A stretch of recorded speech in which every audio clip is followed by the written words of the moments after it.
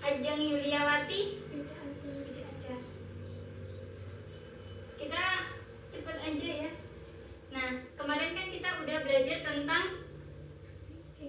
fikih, yaitu apa? Tentang zakat. Oke. Lupa, udah lama. Soalnya udah lama nggak masuk sekolah. Udah, kita ini ibu langsung aja. Soalnya kita buru waktu.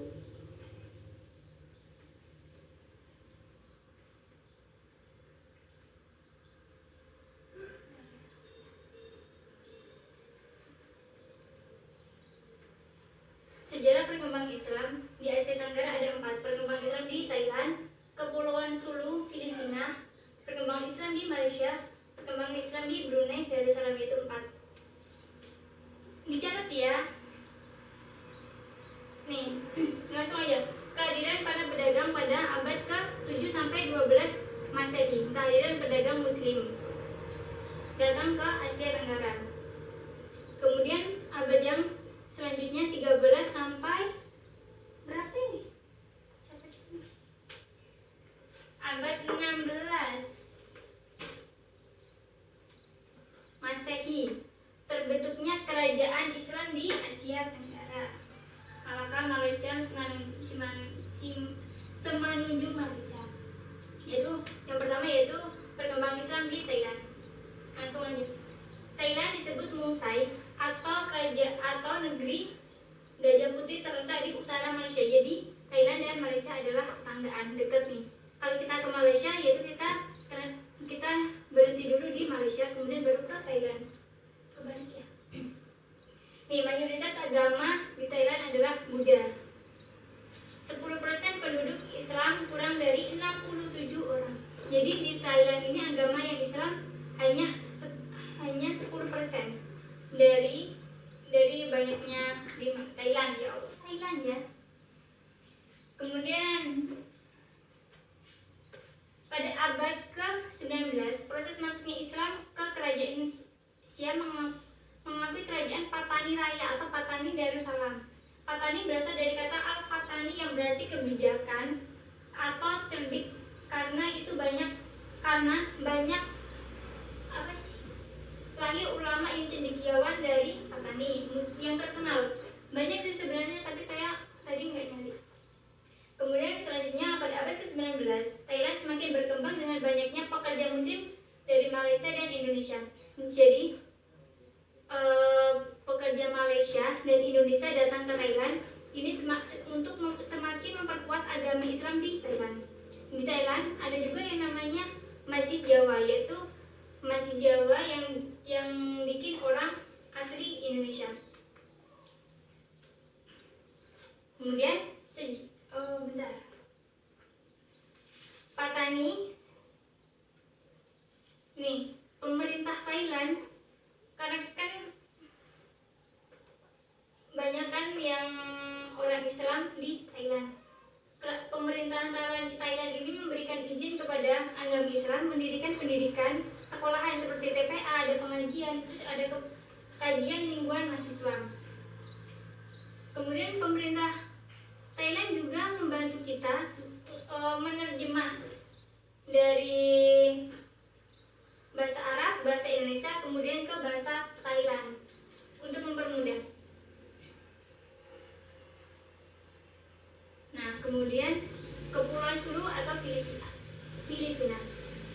Luas Mindanao itu sebagian dari Filipina, yaitu 94.630 km. Penduduk Mindanao 19 juta orang. Mindanao 19 juta orang, yang muslim hanya 5 juta. Daripada nggak ada. Islamnya pada awal di situ ada berapa? Ada 3 tahap. Yang pertama abad ke-13 yaitu pedagang asing tinggal ke daerah tersebut, kemudian dakwah menikah dan berdakwah pada orang-orang mukmin yang lainnya. Kemudian pada abad ke-14, tadi 13 sekarang 14, yaitu mendirikan kumpulan keluarga muslim secara bertahap. Jadi biar mereka itu lebih mudah untuk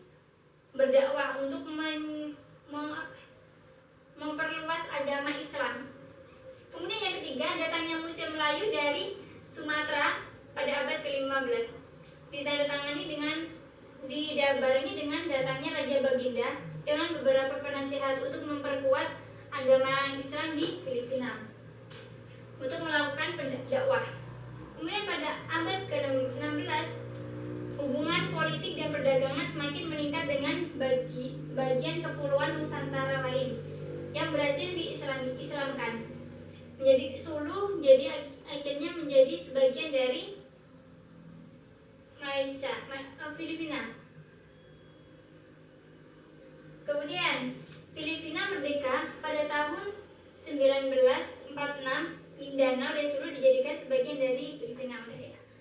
Nah, hubungan terjadinya merdeka itu dibarengi dengan ditandatanganinya pengiriman pelajar Mindanao ke Universitas Al-Azhar Kairo. Kemudian yang ketiga adalah perkembangan Islam di Malaysia.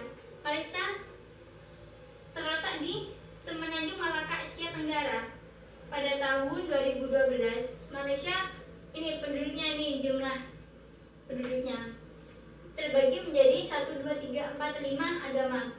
Mayoritas beragama Islam 53%. Kemudian Buddha 17%, Konghucu 11%, Kristen 8,6% dan Hindu 7%. Nih bagiannya. Yang Islam ini datang dari berbagai daerah. Seperti 61%-nya ini datang dari ini penduduk asli pribumi. Kemudian yang lainnya yang dari Islam Indonesia ada Minangkabau, Jawa, Banjar, Bugis, Aceh, Mandailing. Dan Muslim sebagian adalah India, Cina, Pakistan, Persia, dan Turki. Adapun yang non-Islam berasal dari Cina dan India. Mereka mayoritas menganut agama Sunni dan mereka bermadhab Syafi'i. Nah lanjut aja, terus. Kemudian ada kerajaan Islam, dalam sejarahnya dikenal sebagai kerajaan Islam dan oleh pedagang Gujarat. Keberadaan kerajaan tersebut dimanfaatkan untuk melakukan dakwah Islam di sekitaran daerah Malaysia.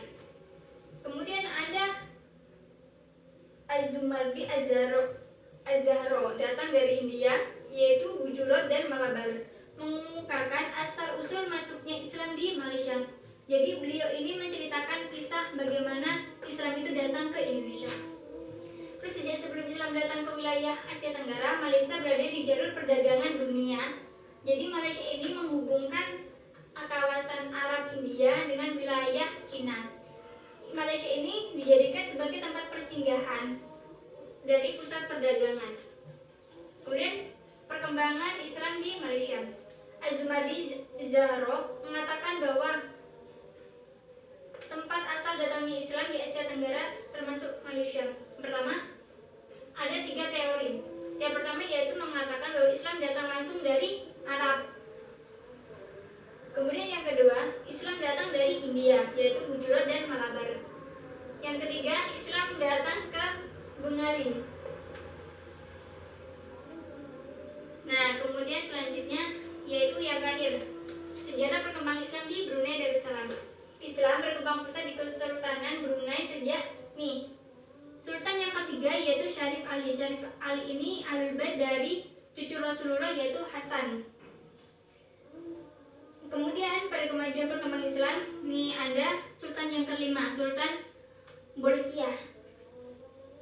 Kemudian Sultan yang ke-9 adalah Sultan Hasan. Sultan Hasan ini memiliki institusi pemerintahan agama, biar agama Islam di sana itu sejahtera. Kemudian pada tahun 1883 sampai 1983 Brunei Darussalam berada di bawah kekuasaan Inggris. Jadi mereka seperti dijajah. Kemudian Brunei Darussalam merdeka sebagai negara Islam di bawah pimpinan Sultan ke-29 yaitu Sultan Hasanul Bolkiah Muizzuddin wal Daulah. Jadi nama Muizzuddin wal Daulah ini sebagai ciri khas keislaman yang selalu melekat pada setiap raja yang memerintahnya. Kemudian setelah merdeka, Brunei Darussalam ini disebut Melayu Islam Baraja. Brunei Darussalam adalah negara yang memiliki corak pemerintah monarki konstitusional dengan sultan yang menjabat sebagai kepala negara atau kepala pemerintah. Itu udah sih. Ya, terus kemudian yang terakhir adalah pusat kajian didirikan pada 16 September 1985. Bertugas melakukan program dakwah serta pendidikan. Islam di Brunei Darussalam ini ramai ketika ada kajian-kajian Islam, hari-hari Islam seperti Maulid Nabi, Maulid Nabi Muhammad, kemudian Nuzulul Quran dan Isra Mi'raj. Ada yang ditanyakan? Nggak ada, yaudah. Jadi perkembangan Islam di Asia Tenggara kesimpulannya adalah seperti perdagangan dan pada para pedagang, pendatang dan pernikahan. Nah, sekian dari Ibu, bila ada salah kata mohon dimaafkan. Sekian dari saya